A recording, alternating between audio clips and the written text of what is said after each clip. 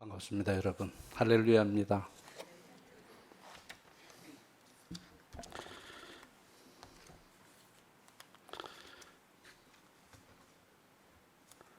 기독교 역사가 2000년 넘어갔죠. 그러면서 우리의 신앙생활 선배님들 생각을 하게 됩니다. 왜냐하면 우리도 이제 예수님 믿고 10년, 20년, 30년, 40년 이렇게 지나가면서 우리도 그분들처럼 그렇게 신앙생활을 할 수 있을까? 그러면서 질문하는 내용이 나는 하나님의 마음에 합한 자일까? 그런 질문을 하게 되죠. 나이가 많을수록 제가 이래봬도 1954년생이니까 이제 70을 2년 정도 앞두고 있는데 젊었을 때도 이런 질문을 당면하기는 했지만 지금처럼 이렇게 절실한 것 같지는 않았습니다. 그리고 이 질문에 대해서 다윗 왕은 편안했던 것 같은데 우리는 어떻습니까? 저는 좀 불편합니다. 여러분들은 웃고 계시는 거 보니까 자신 있으신 것 같습니다. 근데 여러분, 이 질문이 불편하면 그 자체가 우리에게 함의하는 게 있죠. 이 질문은 반드시 극복해야 되는 신앙 과제구나 하는 것입니다. 맞습니까, 여러분?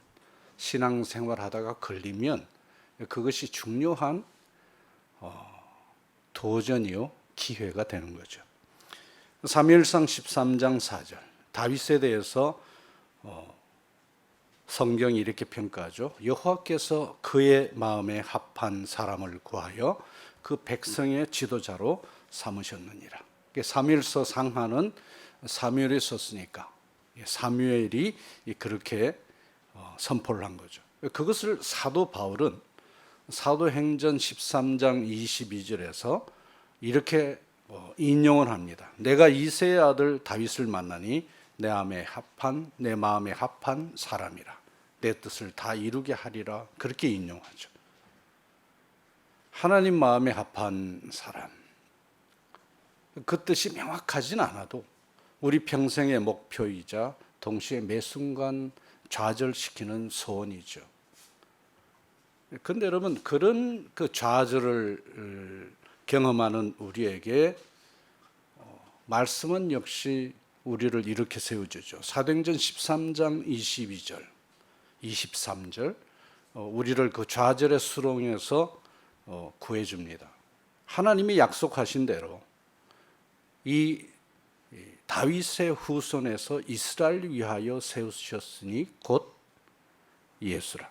예수님이야말로 하나님의 마음에 합한 자이고 하나님의 뜻을 이루었다. 그런 의미죠. 우리가 다윗 왕국이 아니고 구약시대 사람이 아니고 신약시대인 예수 왕국에 속해 있는 이상 하나님 마음에 합한 사람으로 성공할 가능성은 언제나 존재하고 오늘도 열려있다. 할렐루야. 어렵지만 우리 선배들도 우리의 열조들도 다 어려운 길을 갔지만 철로 역정이라고 했지만 분명히 어렵지만 뭐라고요? 결코 불가능하지도 않다. It is difficult but never ever impossible. 도전할 만한 거죠. 그렇죠? 마음에 합한 사람, 하나님 마음에 합한 사람. 대부분의 영어 번역이 같아요. A man after my own heart입니다. 근데 여러분, 하나님 마음에 합한 자는 어떤 사람일까요? 좀 이렇게 측정하기가 어려운 추상적인 그런 표현이죠. 그런데 전도서 7장 14절 말씀, 하나님의 인생 경영 죄송합니다. 제가 물 좀 마실까요? 같이 먹을까요? 여러분들 또 돌아서서 같이 먹죠.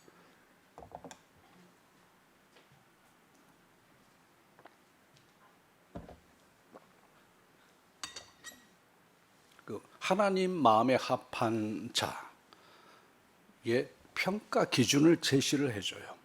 형통한 날에는 기뻐하고 곤고한 날에는 되돌아보라. 성찰하라. 이 두 가지를 하나님이 병행하게 하사 사람이 그의 장래일을 헤아리지 못하게 하셨느니라. 그러니까 전도서가 소개하는 하나님 마음에 합한 자는 뭐예요? 삶과 일의 형통과 곤고의 두 테스트를 받으면서 끊임없이 하나님의 목표를 이루고 자라가는 자. 여러분 그런 상태에 있습니까? 이런 맥락으로 생각해서 볼 때 이 하나님 마음에 합한 자의 모델 두 분이 있는 거죠. 구약의 미완성 모델은 누구예요? 다윗. 신약의 완성 모델은 누구예요? 예수님. 다윗을 한편 살펴볼까요? 그가 형통했을 때는 골리앗을 제압한 후에 왕으로서 기름 부음을 받을 때죠. 그리고 하나님께 성전 건축을 개진한 후에 백전백승, 어디를 가든지 그가 이기게 하시니라. 계속해서 연이어서 나오는, 그럴 때가 그 다윗의 전성기죠. 곤고했을 때는 언제요? 바세바 사건, 압살롬 사건, 그리고 인구조사 사건. 놀라운 사실은 이거죠. 다윗이 형통했을 때나 곤고했을 때나 변함없이 시종일관 뭐야? 하나님 경외를 보여준다 하는 것입니다. 하나님 경외에 대한 정의는 이렇죠. 너무나 사랑하지만 그 대상이 거룩하신 하나님이시기 때문에 자중자숙하는 마음. 영어 번역에서는 전혀 이런 감각이 없죠. The fear of the Lord, 그렇게만 번역했습니다. fear라는 것을 두려워하는 거죠. 그런데 그 원어의 그 두려워하다는 너무 사랑하기 때문에 조심하는 마음. 오늘 본문이 속한 내용은 조금 길죠. 15장에서 18장까지에 걸쳤는데 아들 압살롬 반역에 관한 기사입니다. 다윗의 죽기보다 못한 곤고한 늪에 빠지는 그런 사건을 자세히 다루죠. 그렇지만 결국은 하나님 마음에 합한 자에게 베푸시는 하나님다운 그런 해결과 은혜를 베푸시죠. 우선 이 다윗, 아버지 된 다윗에게 영모의 칼을 뽑아둔 이 왕자 압살롬을 살펴보겠습니다. 압살롬, 인물은 맞는데 아빠 같지가 않습니다. 사울 왕만큼 안타깝고 아주 불행한 그런 인물이죠. 그런 형인 암논과 길리압을 능가하죠. 여러 면에서. 그래서 부왕의 총애를 받았고 정치 역량이나 외모도 아주 출중해서 백성들에게 인기를 누렸죠. 21세에 같으면 엄친아가 엄마 친구의 아들이라면서요? 그게 그런 뜻인가요? 그런데 사무엘하 15장 6절을 보면 이 압살롬의 그 본심을 얘기를 하죠. 압살롬이 어떤 사람인지를 한마디로 요약을 하는데 압살롬이 이스라엘 사람의 마음을 도적질하니라 이렇게 증언합니다. 절세 위인의 도적질이라. 그러니까 압살롬은 왕자이긴 하지만 성경이 볼 때 하나님 나라 관점에서 볼 때 역적이거나 혹은 궤도였다. 도적질하는 사람이니까. 그리고 한 가지 더 우리가 성경을 보면서 정리할 게 있죠. 오늘 성경 말씀은 선거 때마다 민심, 국민의 마음 하는 그 민심의 민낯에 대해서 얘기를 하기를 민심이 천심이 아니고 조작 가능한 죄인들의 군중 심리뿐임을 증거를 해주죠. 왜 우리가 이런 설명에 대해서 동의를 하죠? 그 민심 중에 우리의 마음이 있으니까. 우리 마음이 얼마나 믿기가 힘들어요. 조석 변개. 하루에 3번 변하는 정도 같으면 참을 만한데 우리가 변덕이 죽을 듯 하니까 이 말이 맞죠.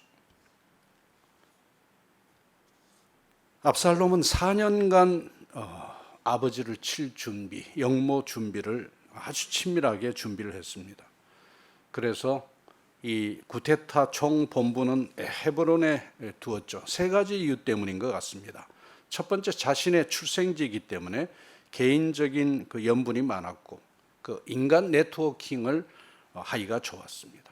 두 번째, 다윗이 수도를 예루살렘으로 옮긴 데 대해서 헤브론 사람들이 반감이 있었습니다. 그 반감을 가진 사람들, 야권의 본고지였습니다. 그리고 세 번째, 부왕 다윗이 왕으로 즉위한 곳으로 정통성 시비를 막을 수 있는 그런 곳이었습니다. 영모가 이렇게 물밑에서 차근차근 진행되고 있음을 알 리가 없는 아버지는 헤브론으로 떠나는 아들 압살롬을 축복하죠. 평안히 가더라 하더라. 평안히 가라. 이것이 아버지와 아들 간의 끝장면이 됩니다. 잘 준비한 이 구테타.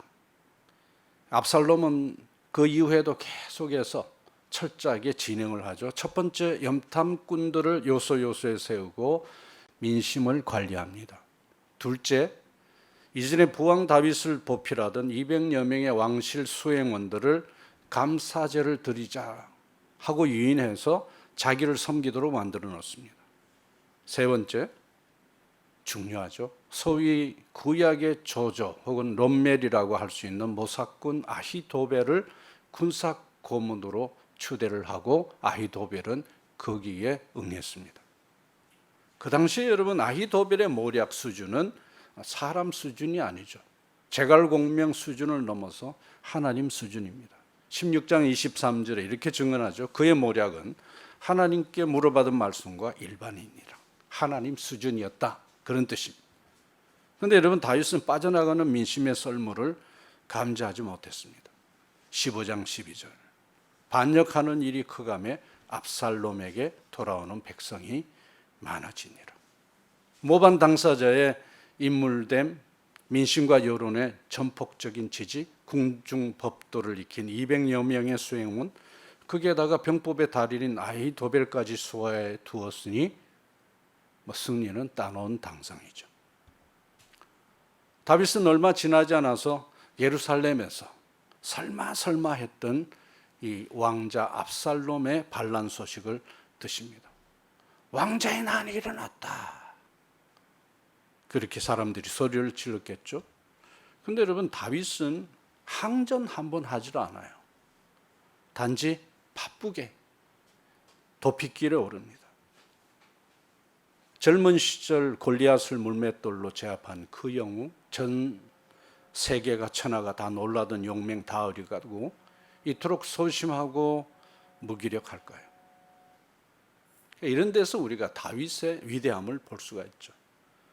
다윗은 이 내란이, 이 왕자의 난이 왕인 자신이 바세바를 범하고 남편인 우리아를 죽인 후에 천하의 황제 되신 하나님이 친히 원수를 갚아주는 과정인 것을 알고 있어요. 자기가 왕이면서도 천하의 황제된 여호와 하나님께서 자신에게 그 나라의 통치 이념인 공평과 정의, 그 통치 원리를 그대로 적용을 시켜서 죄를 지었으니까 벌을 주시는 그런 과정을 알고 있습니다. 다윗은 우리아 사건 때 다윗이 열거했던 예언을 뼈에 새기고 있죠. 어찌하여 네가 여호와의 말씀을 업신여기고 나에게 악을 행하였느냐. 다윗이 잘못한 것은 단지 우리아에게 또 우리아의 아내에게 한 것이 아니고 하나님 면전에서 하나님 자신에게 한 것으로 그렇게 선포를 하죠. 네가 칼로 햇사람 우리아를 죽이며 암몬 자손의 칼로 죽이고 그의 철을 빼앗아 내 철을 삼았은즉 칼이 내 집에서 영영이 떠나지 아니하리라. 그래서 딸 다말의 불행에도 형 암논을 죽이고 왕궁으로 돌아온 압살롬에 대해서도 침묵일관이었고 4년 후에 이 왕자가 구테타를 일으킬 때도 속수무책. 사실 이 왕자의 구테타에서 다윗은 이 내란의 결과에 아무런 상관없이 참혹한 불행이 예고되어 있는 거죠. 그러니까 뼈를 때리고 가르는 그런 불행이 예고되어 있습니다. 왜 그렇죠? 내전이기 때문에 자신이 이기면 사랑하는 아들이 죽고 지면 자신이 죽어 없어지고 다윗 왕조는 끝이 납니다. 다윗은 아버지로서 아들이 죽는 비극만큼은 막아보려고 최선을 다하죠. 군대 장관 요압에게 신신당부합니다. 압살롬을 사로잡되 죽이지는 마라. 그렇지만 상황은 압살롬을 죽음으로 몰았고 다윗은 땅을 치고 통곡하죠. 압살롬아, 압살롬아, 죽어마땅한 자는 이 예비지 네가 아니잖아. 내 아들아 압살롬아. 통곡하죠. 이런 슬픈 일, 이런 기사를 우리가 대할 때 우리가 감탄할 부분들이 많이 있는 것 같습니다. 그것은 다윗은 자기 자신이 하나님의 타겟이 되는 곤고한 날에 자신을 때리시는 하나님의 인도를 간절히 구하고 그대로 실천한다는 점이에요. 이것은 하나님이 나를 대적하여 놓으신 올무이며 징계이다. 따라서 군사를 모으려고 하지도 않고 따라온 이때 600여 명의 장수를 다시 돌려보내죠.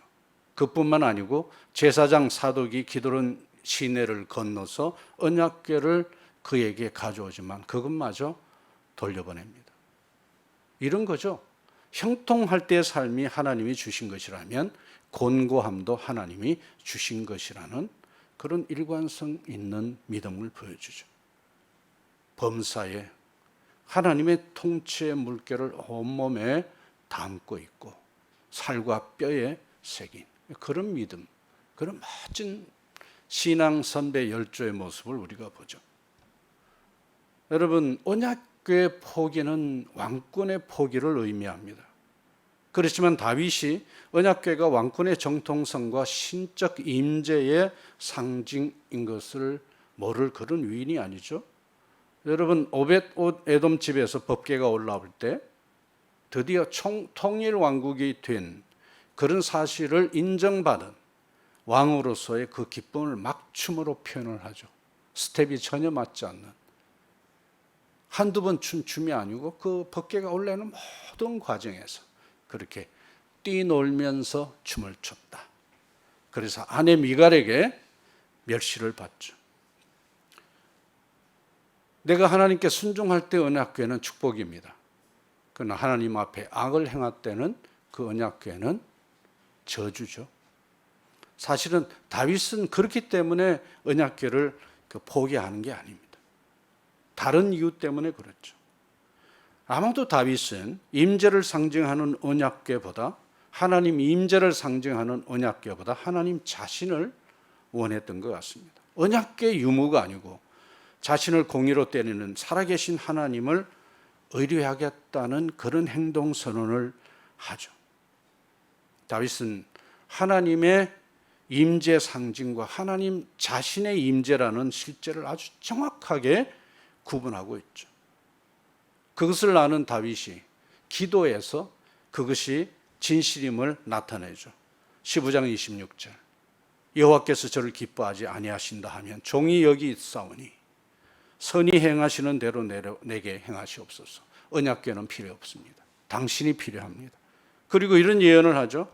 만일 내가 여호와 앞에서 은혜를 받으면, 언약궤가 있고 없고 아니고 언약궤를 만들어 주신, 언약궤가 약속한 그 약속의 주인이신 당신의 은혜를 받으면 도로 나를 인도하사 내게 그 언약궤와 그 계신대를 보이시리라. 그 신앙이 크죠. 분명하죠. 그리고는 감람산 걸어 올라갑니다. 우리가 성경을 보면 머리를 가리우고 맨발 차림으로, 죄인이라는 뜻이죠. 하나님 앞에서 숨길 것도 가릴 것도 없는 그런 참담한 심정을 그렇게 몸으로 행동으로 표현을 하죠. 하나님께 진심으로 드리는 뭐예요? 참회의 표시. 그렇게 참회하는 심정, 그런 모습으로 감람산으로 오르는데 메시지 하나가 전달이 되죠. 불길한 메시지. 무엇입니까? 아히도벨이 모반의 핵심이 되었다. 역시 하나님 자신을 원하는 다윗, 하나님이 자기 앞에 계신 것을 알고 즉시 한마디 기도로 대응하죠. 15장 32절. 우리가 읽었던 본문 말씀, 여호와여 아히도벨의 모략을 어리석게 하옵소서. 이 어리석게라는 말은 뭐예요? 수포가 되라, 헛수고가 되라, 망하게 하시라 하는 뜻이죠. 다윗은 언약궤와 아히도벨을 잃어버리고 난 다음에 오히려 더 담대해요. 그 옛날 사자와 골리앗을 물맷돌 하나로 제압하던 그 주님께 쓰임받을 그날을 예배하면서 주님께 엎드렸던 그 목동 시절로 완전히 복귀해 있습니다. 초라해도 멋있죠. 살아난 거죠. 그리고 때리시는 하나님 품속으로 더 깊이 도망가는 독특한 신앙 행적 이어갑니다. 여러분, 우리는 이런 일들 당하면 그냥 혼비백산하죠. 그리고 때리지 말아달라고 그렇게 기도를 많이 할 것 같습니다. 그런데 다윗은 그러질 않아요. 그 하나님의 대통치 원리를, 하나님 본인에게 침을 뱉었던 자신의 잘못을 그대로 인정을 해요. 그리고 그 하나님께 하나님이 정한 회복 과정을 그대로 따라가요. 근데 여러분, 아히도벨의 모략을 어리석게 하옵소서, 이 기도가 해발 한 814m 정도 되는 감람산 정상에서 응답되기 시작해요. 다윗의 오랜 친구면서 모사꾼인 후세가 산 정상까지 찾아옵니다. 그때 다윗은 하나님께서 자신이 기도했던 아히도벨의 모략을 패하게 하실 비밀 병기로서 이 모사꾼 후세를 사용할 것을 생각하죠. 그래서 후세를, 옛날에는 자신의 왕실이 있었던 곳, 지금은 적진이 된 예루살렘 성에 후세를 첩자로 투입시킵니다. 여러분, 오늘 좀 기분이 이상하지 않습니까? 저 선교사는 와서 삼국지 얘기를 왜 하고 야단인가? 이 거룩한 주일에. 성경이 사실은 삼국지보다 더 재밌죠. 더 리얼한 거죠. 그리고 나를 얘기해 주니까. 여하튼 여기까지가 왕자에 난 전반전이죠. 삼국지로서는 얘기 전개의 끝부분에 해당되는 거고요. 언약궤와 아히도벨과 예루살렘 성을 누가 소유했는가? 그 명분의 싸움에서 압살롬이 아주 압승을 한 겁니다. 거의 싸움 없이 그냥 차지한 거니까. 그렇지만 후반전의 핵심은 뭐예요? 진검승부가 남아 있습니다. 아버지와 아들 둘 중에 누가 죽고 누가 왕이 되는가 하는 거죠. 후반 시작이라고 할 수 있는 17장 1절, 아히도벨이 압살롬에게 전략을 개진하면서 시작합니다. 주 내용은 뭐예요? 쫓겨난 다윗과 군대를 어떻게 끝장낼까 하는 것입니다. 아히도벨이 일어나서 12,000명의 특공대 기습작전을 제안합니다. 시기가 중요했죠. 그 시기는 다윗이 쫓겨난 날 밤, 다윗만 죽이고 백성들의 피해는 최소화시키는 그런 전략으로 소개를 하죠. 그래서 회의에 참석한 모든 사람들이 만장일치로 좋아하고 동의합니다. 그뿐만 아니고 하나님께서도 그것이 좋은 전략이라고 17장 14절에 그렇게 평가하셨어요. 좋은 전략이라고. 이대로 가면 그래서 다윗은 끝장나고 압살롬이 왕이 되게 되어 있습니다. 그런데 말이죠, 이 결정적인 순간에 압살롬이 아주 치명적인, 돌이킬 수 없는 실수를 합니다. 근데 여러분, 그 실수라고 하는 것이 그 일상에서는 아주 큰 장점인 신중함이에요. carefulness. 압살롬은 자신이 모든 것을 건 부왕을 상대로 한 이 영모에 신중의 신중을 기하고 싶었어요. 균형을 잃지 않기 위해서 최선을 다하고 한 가지 인포메이션을 더 원했습니다. 그래서 후세의 모략도 듣기로 했습니다. 여러분, 전쟁의 승패, 신중함에 있지 않고 누가 전쟁의 신인 여호와 하나님 편에 서느냐 하는 거죠. 압살롬은 그 기본을 잃어버리고 있는 것입니다. 아렉 사람 후세를 부르라. 우리가 저의 말도 듣자. 여러분, 후세가 누구입니까? 다윗의 첩자잖아요. 여러분, 신중이 지나치면 미혹에 빠집니다. 후세가 파멸의 모략을 개진하기를 제가 정리하면 이렇습니다. 17장 7절에서 13절. 다윗이 지금 곤비한 상태라고? 무슨 소리냐? 오히려 새끼 잃은 어미곰처럼 이를 갈고 절치부심하고 있을 것이다. 다윗은 병법에 통달한 자가 아니냐? 부하들도 백전노장이 아니냐? 더구나 그들은 지금 매복 중이다. 언제 어디에서 우리를 노릴지 모른다. 만일 특공대 작전이 실패하면 정군의 사기가 땅에 떨어질 것이다. 특공대 전략은 현실성이 없다. 나의 모략은 이러하다. 전면전으로 가자. 한꺼번에 덮쳐서 쑥대밭으로 만들어 놓자. 그랬더니 14절. 압살롬과 이스라엘 사람들이 모두 아렉 사람 후세의 모략이 아히도벨의 모략보다 낫다. 다시 만장일치로 후세의 전략을 결정합니다. 하나님께서 하나님급인 아히도벨의 모략을 어리석게 만드는 그 과정이 시쳇말로 신의 한 수 아닙니까? 그랬더니 결과는 급전직하, 아히도벨의 자살, 압살롬의 처형, 다윗의 예루살렘 재입성, 대역전극이 벌어집니다. 승률무한데 그 싸움이 대패, 참패로 끝이 나고 말죠. 왜 그렇습니까? 하나님은 다윗을 징계하려고 하셨지 죽이거나 왕권 교체를 원하신 것은 결코 아니셨는데 그 의중을 알지 못한 것입니다. 그 결과 압살롬과 아히도벨은 다윗을 징계 중이시던 하나님 자신을 대적해서 싸움꼴이 된 것입니다.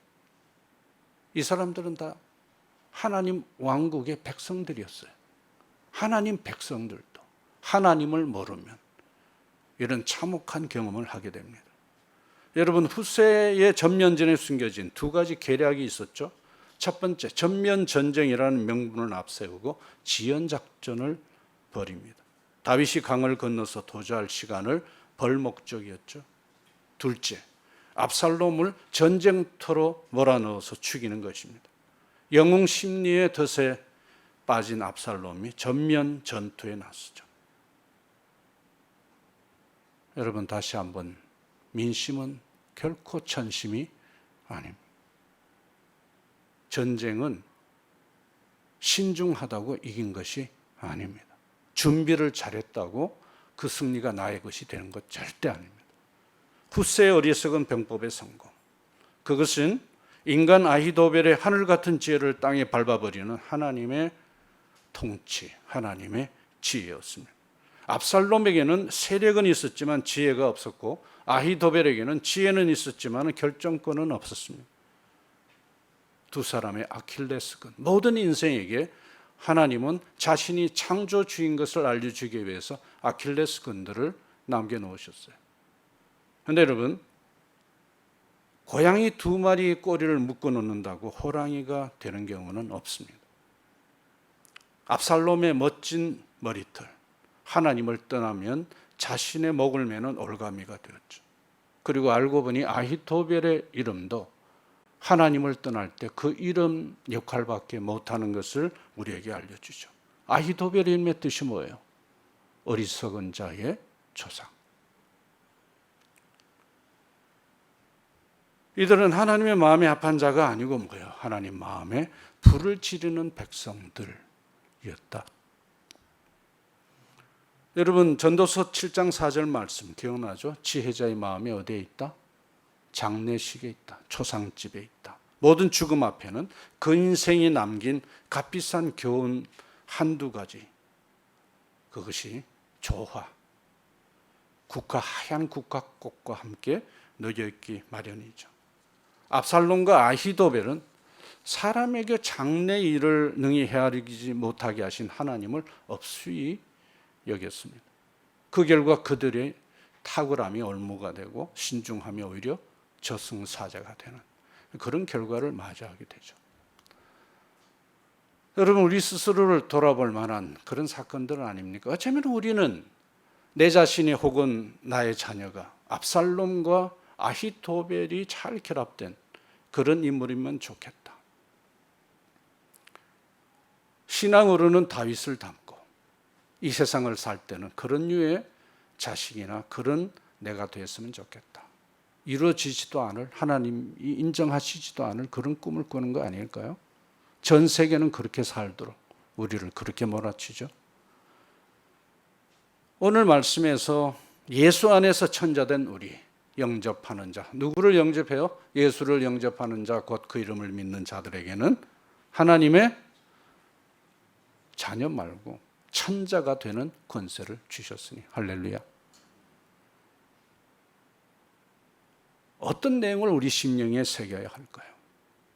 첫째, 우리가 하나님의 자녀, 하나님의 백성, 하나님의 종으로서 계백할지라도 하나님의 뜻이 성취가 된다 하는 것입니다. 잠언 16장 9절. 그 사람이 백성이든 하나님의 종이든 하나님의 자녀든 마음으로 자기의 길을 계획할지라도 그 걸음을 인도하시는 자는 누구라고요? 여호와 하나님이시니라. 그래서 경외를 해야 되는 것입니다. 성취되는 쪽은 항상 하나님의 설계도이므로 여호와 경외를 한시라도 잃어버리면 안 됩니다. 왜냐하면 우리의 자녀됨이 하나님께서 그렇게 해주셨기 때문에 그랬지 우리의 조건이나 우리의 준비, 자격으로 된 것이 아니기 때문에 그렇습니다.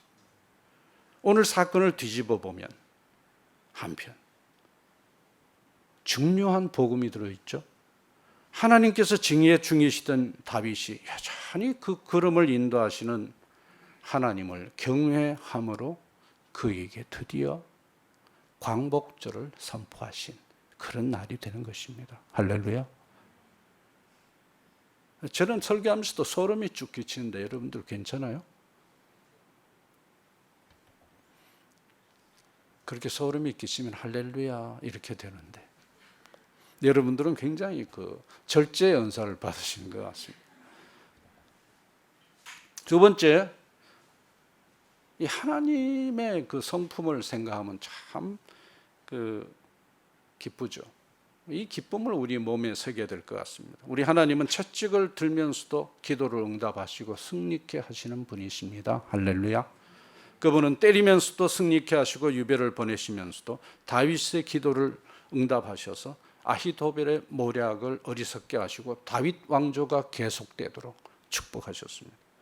이처럼 예수 안에서 하나님 자녀된 우리에게 권고한 날은 회복과 형통을 계속해서 나아가는 산통일 뿐입니다. 그 고난은 그냥 고난이 아니고 열매가 있더라. 자식까지 낳더라. 재수가 좋은 사람은 넘어지도 꼭 황금 덩어리 앞에 넘어진답니다. 누구 얘기죠? 얘기하기 싫죠? 이렇게 하십시오. 나라고.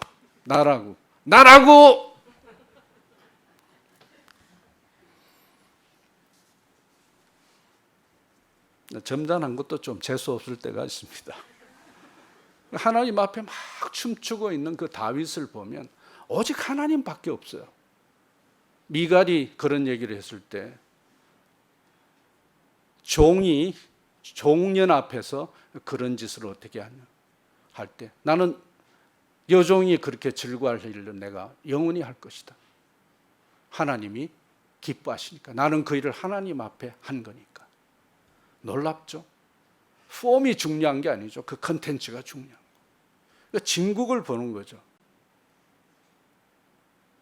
그러므로 곤고한 날에 우리 힘드는 날에 누구도 나를 이해해 주지 못하는 외롭고 괴로운 날에 하나님께 삐치지 말고 징계받을 때 이리저리 피하지 말고 잘 얻어맞아야 됩니다. 옆에 분들에게 오늘 여러분들 좀 저 선교사는 좀 이상하다. 축복을 해야 되는데 뭘 잘 얻어맞자 뭐 저런 소리를 지금 하고 해야 되는지 안 그래도 마음이 꿀꿀한데 근데 여러분 잘 얻어맞아야 자녀로서 권세가 튼실하게 회복되고 그 형통함의 뿌리가 흔들리질 않습니다. 그래서 내가 사는 이 시대에 복음을 흘려보낼 수 있고 다음 세대 오고 오는 세대 우리 집안에 복음을 전달할 수가 있습니다. 믿습니까 여러분? 그래서 우리는 맞기에 합당한 잘못도 있지만 그것을 견디면 분명히 잘못했는데도 견딘 그것이 마음에 안쓰러워서 수백 배의 은혜를 쏟으시는 주님을 믿습니까, 여러분? 부모이기 때문에 그런 거죠. 히브리서 15장 5절에서 8절 일렀을 때 내 아들아 내 딸아 징계는 다 받는 것이오늘 너희에게 이 징계가 없으면 사생자여 참 아들 딸이 아니니라. 그 징계는 상속자 만들기였다. 그 목적이다 이 말이죠. 그럼 여러분 뭐라고 응답해야 돼요? 우리 집사님 혼자 오늘 정답을 하시네요. 다른 분들은 다 점잖으신 분이고요. 여러분 이 징계라는 단어가 굉장히 특이해요. 그 자식이란 뜻이 파이데이아입니다. 그런데 징계란 말은 파이데이아 무슨 뜻인가 하면 자식 만들기, 상속자 만들어내기, 내 후계자로 세우기 그런 뜻입니다. 할렐루야. 그게 없으면 참 아들 딸이 아니니라. 무슨 말인 줄 알겠죠? 때리는 아버지의 목적이 처벌이 아니고 세움인 것입니다. 형통한 날에는 세상과 교회의 분이 어렵지만 곤고한 날에는 매우 분명히 홍해가 갈라지듯 그렇게 보이죠. 세상은 섣불리 어려운 환경을 피하거나 나대다가 문제를 더 키우지만 교회와 성도들은 곤고함 속에 있는 징계의 요소를 보고 기뻐하고 잘 얻어맞고 업그레이드 되기 위해서 어디로 가요? 아무도 모르는 하나님이 정한 외로운 골방으로 들어갑니다. 우리의 선배들은 여기에 성공해서 우리의 롤 모델이 되었습니다. 다들 실패하죠. 다들 엉뚱한 짓 하죠. 다들 호박씨죠. 그럼에도 불구하고 그런 지적을 받았을 때 그것 가지고 변명 달지 않았습니다. 조용히 그걸 그렇게 얘기하시는 하나님 앞에 골방으로 들어가서 외로운 독대를 했습니다. 왜요? 하나님은 우리를 통해서 큰 일을 일하시기 전에, 아니 작은 일이라도 일하시기 전에 먼저 우리 마음속에서 일하시기 때문입니다. 믿습니까, 여러분? 이것이 우리 은혜 사랑의 교회의 가장 밑바닥이 되어줘야 됩니다. 여러분, 코비드-19 기간, 그동안 나대던 우리에게 하나님께서 동작 그만 선언하신 기간 맞죠? 그동안 우리는 가능한 한 사람들하고 컨택하고 하나님하고는 무슨 원수 친 것도 아닌데 언택했지 않습니까? 일상에서 하나님만큼 그렇게 무시당한 그런 존재도 없어요. 이 코로나 기간이 끝나기 전에 우리들은 모든 대한민국 국민들, 아니 너무 많고 하나님의 사람들은 밀착, 언택, 컨택, 예배하는 그 퀄리티 만남으로 돌아가셔야 됩니다. 그 전에 뭘 해야 된다고요? 외로운 골방으로 돌아가서 하나님만 내 전체에 축복이 되는 그런 시간을 가져야 돼요. 큐티 너무 방정맞아요. 그걸로 사람이 바뀌지 않습니다. 제자 훈련 우리가 많이 바뀌었나요? 바뀌는 건 맞습니다. 우리 근본이 바뀌지 않습니다. 그 방법론까지는 안 돼요. 큐티를 끝내면은 내 손에 뭐가 있어야 돼요? 예수님 손이 들어가 있어야 됩니다. 믿습니까, 여러분? 예수님 손이 나를 이끌어서 변화시키게 하는 것이 나의 깨달음이 나를 바꿀 능력 없어요. 왜냐하면 내 사고 안에서 내 인식론 안에서 나를 바꾸는 거기 때문에 바뀌어봐야 거기서 거기.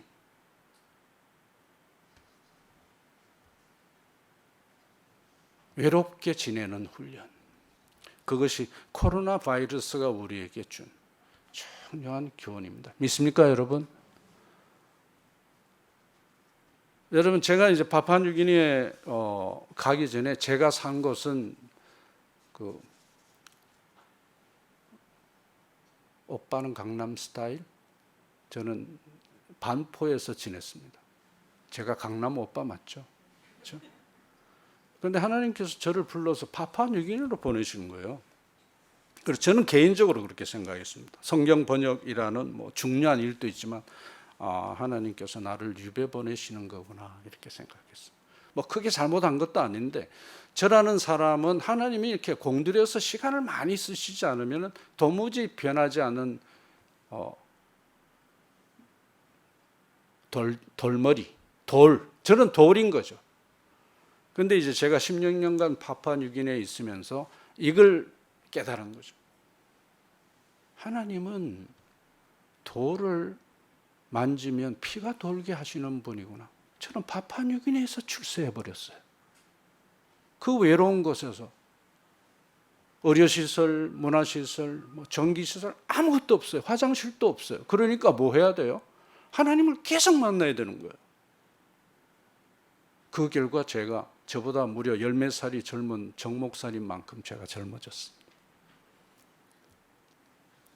제가 얘기를 잘못했습니까? 정 목사님이 그렇게 늙진 않은데 이런 표정이네요.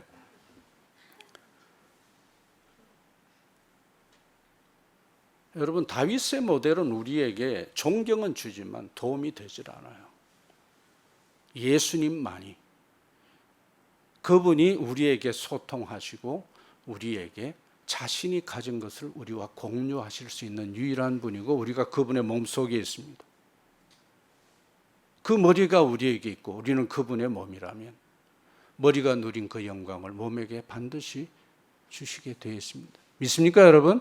여러분 옆에 분들에게 복덩이십니다. 한번 진심으로 한번 축복하시겠습니까?